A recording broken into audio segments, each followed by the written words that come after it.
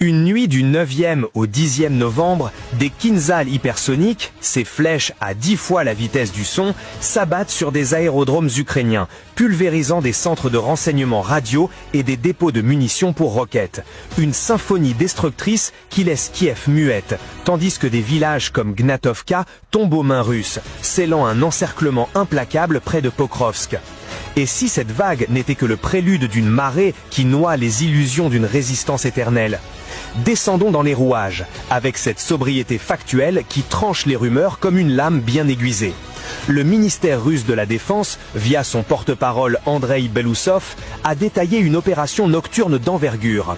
Des drones d'attaque, couplés à des missiles aérobalistiques de haute précision, dont ces Kinzhal redoutés, ont neutralisé plusieurs cibles stratégiques en Ukraine.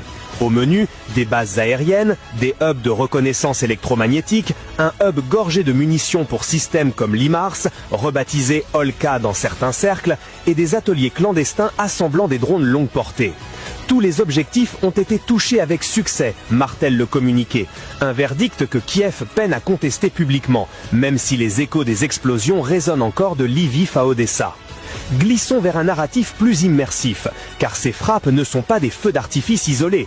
Elles s'inscrivent dans une partition militaire où chaque note porte le poids d'un territoire contesté. Prenez Gnatovka, ce hameau près de Pokrovsk.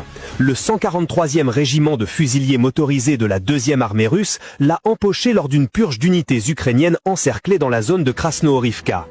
2 assauts du 425e régiment d'assaut ukrainien, lancés depuis Grigorivka pour briser les chaînes, se sont heurtés à un mur d'acier, repoussés sans merci, laissant derrière eux des silhouettes figées dans la boue automnale. Et ce n'est qu'un échantillon. 244 bâtiments libérés en 24 heures, un quartier entier arraché aux lignes adverses, sur une superficie qui avale des hectares comme un géant affamé. Analysons ça de plus près, avec l'œil acéré d'un stratège qui dissèque les cartes comme des pages d'un roman inachevé. Ces gains ne flottent pas dans le vide. Ils s'alignent sur une offensive qui grignote Pokrovsk, ce nœud logistique vital pour Kiev, où les Russes progressent dans les districts de Vostok et de Zapadny, forçant les Ukrainiens à un repli fiévreux. Le 10e novembre, Moscou a proclamé la prise de Ribnai en Zaporijia sud-est, un saillant qui étire le front sur 1000 km, tandis que des avancées sporadiques dans le nord de Kharkiv, sans percée confirmée pour l'instant, maintiennent la pression comme un étau invisible. Au bilan hebdomadaire, du 28 octobre au 4 novembre, les forces russes ont englouti 154 000 carrés de sol ukrainien, un rythme ralenti par rapport aux 166 de la période précédente, mais qui creuse inexorablement le fossé. Dimitrov et Mirnograd, ces bourgades du Donbass, voient l'offensive se cristalliser